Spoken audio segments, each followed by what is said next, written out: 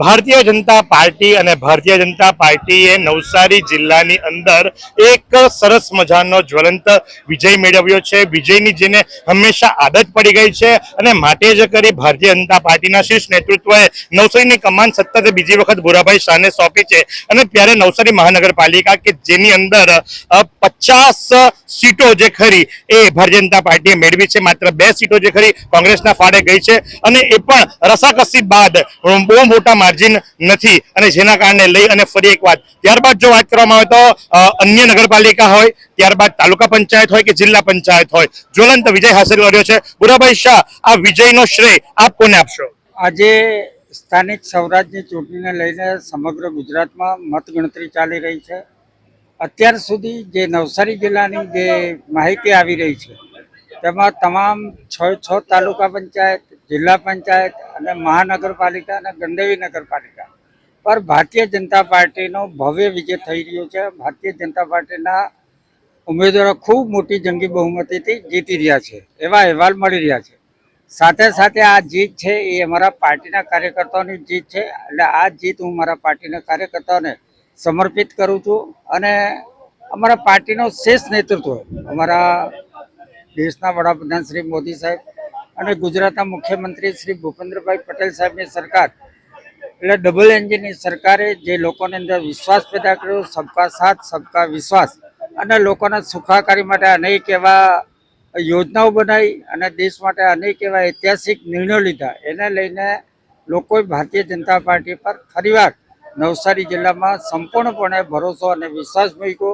એના માટે નવસારી જિલ્લાની તમામ પ્રજાનો પણ હું આ તબક્કે ખૂબ ખૂબ આભાર માનું છું અને અભિનંદન કરું છું અને મારા ખાસ કરીને અમારા પાર્ટીના સંગઠનના પ્રદેશના પ્રમુખ શ્રી જગદીશભાઈ પંચાલ સાહેબ અને અમારા વિસ્તારના સાંસદ શ્રી સી.આર. પાટીલ સાહેબ અને કેન્દ્રના જળશક્તિ મંત્રી એમના સતત માર્ગદર્શન હેઠળ અમે આ ચૂંટણીની તૈયારી કરતા આવ્યા છે અને અમારા પાર્ટીના કાર્યકર્તાઓને જે માર્ગદર્શન પૂરું પાડ્યું એ અમારા પાર્ટીના કાર્યકર્તાઓ ઉપાડી લીધું અને નવસારી જિલ્લામાં મોટામાં મોટી જીત હાંસલ કરી। એના માટે ફરીવાર મારા સર્વે કાર્યકર્તાઓ અને પાર્ટીના શ્રેષ્ઠ નેતૃત્વનો હું આભાર માનું છું અને નવસારી જિલ્લાની પ્રજાનો આ તબક્કે ફરીવાર ખાસ આભાર માનું છું। આભાર। સાથે ભૂરાકાકા, કહેવાય છે કે ભાઈ આ વખતે થોડાક કપરા ચઢાવો હતા, પણ ગુડ મેનેજમેન્ટ અને ગુડ ગવર્નન્સ જે ખરું ભારતીય જનતા પાર્ટીની પહેલેથી જ ઓળખ રહી છે।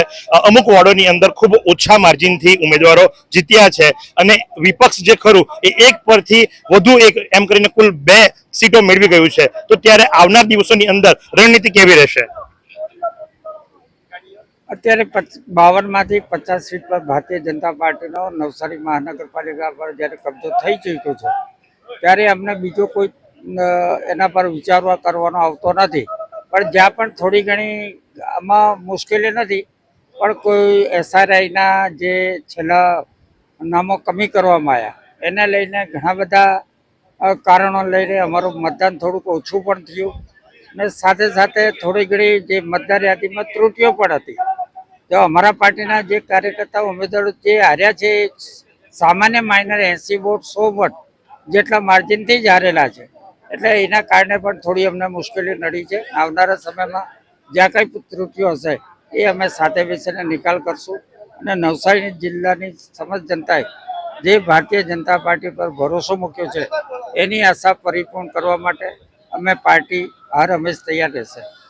તો સાથે જ નવસારીના ધારાસભ્ય રાકેશભાઈ પણ ઉપસ્થિત છે, રાકેશભાઈની સાથે વાતો કરીશું। રાકેશભાઈ, જીતનો શ્રેય, કારણ કે જી હા, જીત મળી છે।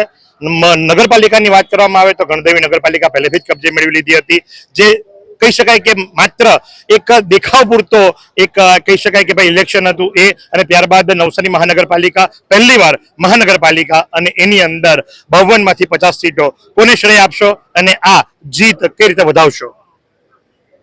આ ભારતીય જનતા પાર્ટીના પરિવાર અને ભારતીય જનતા પાર્ટીના કાર્યકરોની જીત છે।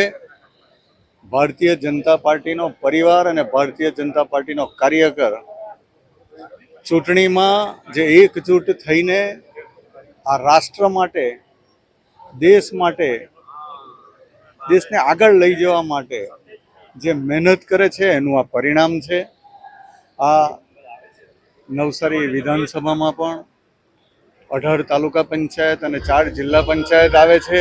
એ 22માંથી 22 સીટ ભારતીય જનતા પાર્ટીએ જીતી છે અને નવસારીમાં પણ જે 52માંથી 50 સીટ જીતીને આ જનતાનો પ્રેમ ભારતીય જનતા પાર્ટી પ્રત્યે છે એ બતાવે છે આ રિઝલ્ટ. અને આ ભારતીય જનતા પાર્ટીના જનપ્રતિનિધિઓ જે વિકાસના કામ માટે, લોકોની પડખે સુખ દુઃખમાં ઊભો રહેવા માટે જે સફળ રહ્યા છે અને લોકોની પડખે રહ્યા જ છે, એનું આ પરિણામ છે.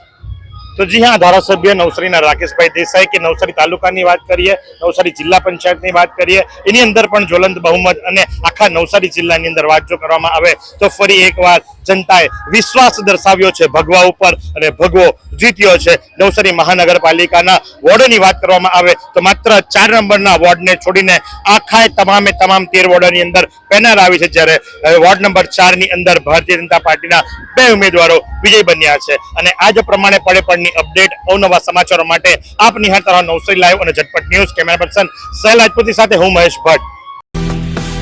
आइसक्रीम हमारे यहाँ रोज चाहिए और वो भी रिफ्रेश के आइसक्रीम मिक्स. 5 से ज्यादा वैरायटीज. सर्च करो, क्लिक करो, लाइफ को रिफ्रेश करो.